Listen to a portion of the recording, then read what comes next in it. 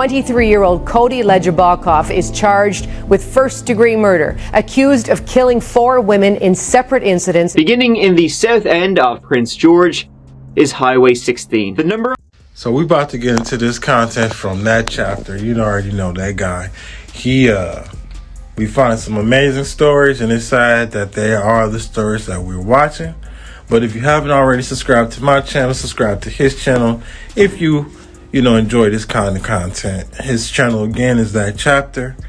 And if you haven't subscribed to mine, like, comment down below, caught your interest and want to watch CSL TV and all that good stuff. But we don't talk too much over here, hopefully. And let's get it. Women who have disappeared along that lonely highway ranges from a dozen to possibly almost 100. Today we're looking at one case in particular. Or rather 4 cases which led to one. Our first began on the 9th of October 2009, when 35-year-old Jill Stacy Stuchenko disappeared from Prince George. Jill was the mother of 5 children, all of whom were in state custody. As Jill, she was a sex worker and addicted to drugs. On the 26th of October, a passing hiker discovered half-buried remains in a gravel pit just outside of town. It was quickly determined she had died violently, suffering massive blunt force trauma blows to the back and side of the head and to the face. Almost a year later, on the 31st of October 2010, another woman vanished. This time, it was 23-year-old Natasha Lynn Montgomery. She was last seen in the north end of town.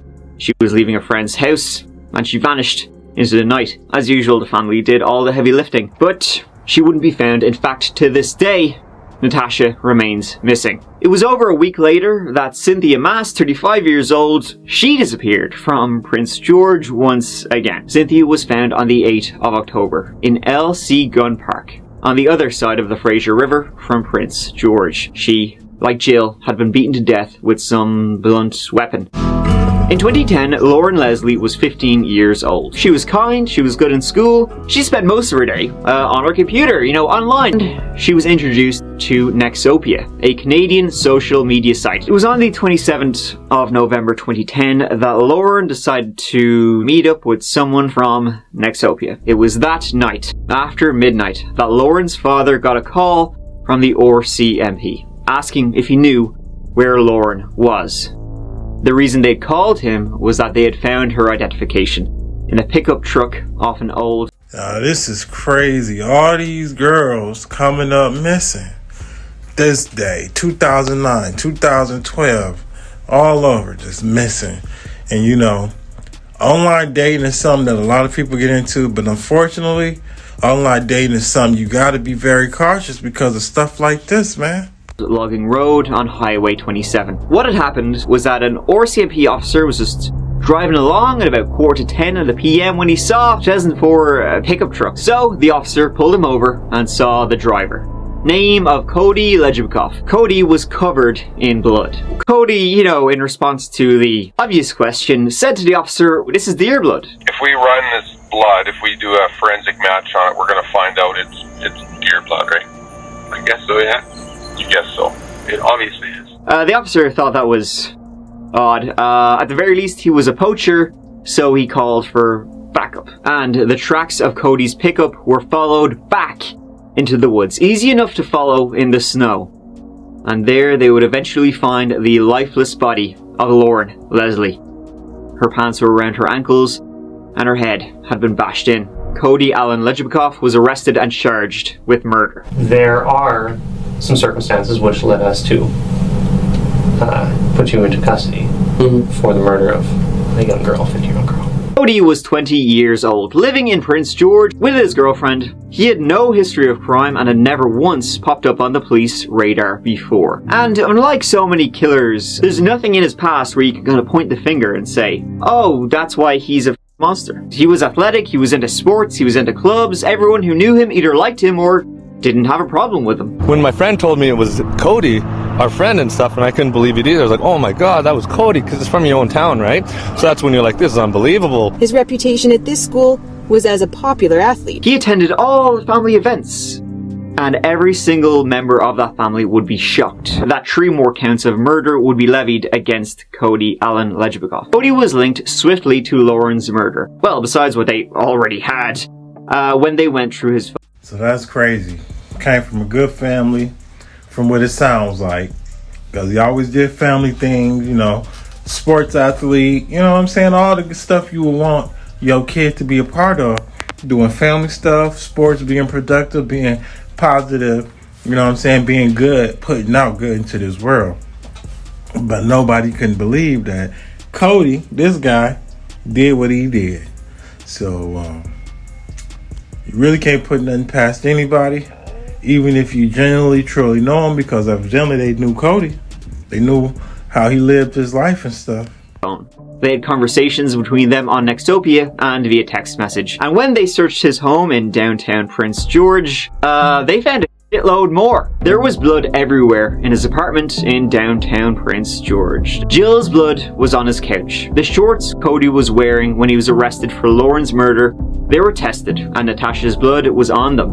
Also on sheets in his bed and the carpet and in the bathroom. Also on the handle of an axe. She's still never been found, but she was likely chopped up and disposed of. And Cynthia, her blood was on his shoes and on a pickaxe in his apartment. Not good for Cody, but they solved 3 more murders, and he was charged with all of them. He never expressed regret, guilt, sadness over the 4 lives he had ended. He told the jury that while he'd been present for every death, every murder, he hadn't done any of them though. He'd just been there. Others had killed them. Okay, he had been partying with them.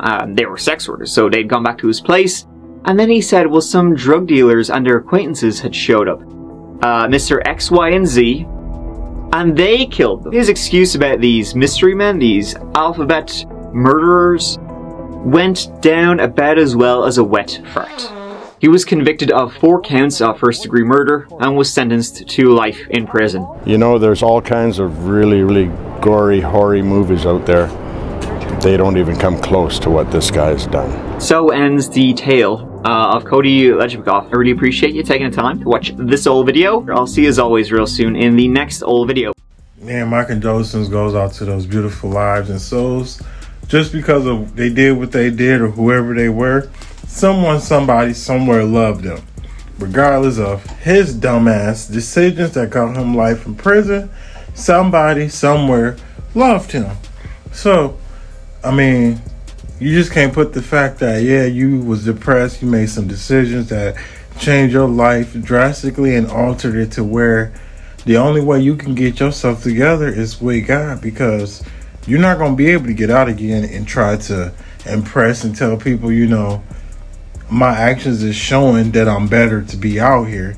Your actions got to be showing inside, you know what I'm saying? Because when that time comes, we all got to understand that we got to go somewhere. Our body, our soul, our mind, all that shit got to go somewhere. So he might not be able to make things right by being out. Hopefully he can change his life and turn that shit around.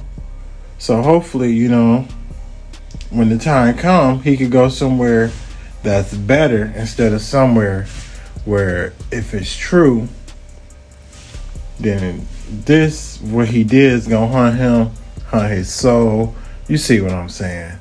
So that's why I always say practice being a good person. Practice on if you're going through something, it's only going to be temporary, because pain demands to be felt, but it doesn't mean it has to be all the time. So hard work through, y'all know what I'm trying to say. I don't want to keep talking. That's why I don't talk that much. This story out of Georgia is terrifying. It all went down about a half hour northeast of Atlanta late one night when 2 cars were racing. An Infiniti driven by a 20-year-old man, the other a Toyota driven by an 18-year-old. They were speeding in excess of 100 miles an hour on the exit ramp from State Route 316 leading to Pleasant Hill Road, when they came upon a vehicle that was traveling slower when they were. That's when police say the 2 cars went around the slower vehicle in opposite directions. They believe the Infiniti went into an emergency lane with a stopped truck. It swerved left across the lanes of travel and into the Toyota Tacoma,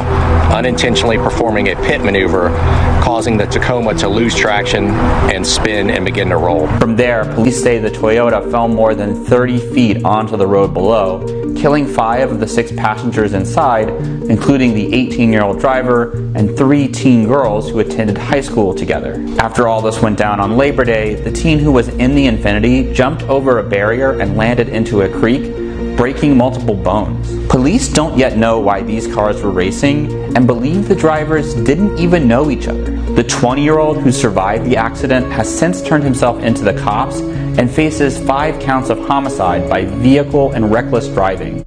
My condolences goes out to that family where they was rear-ended.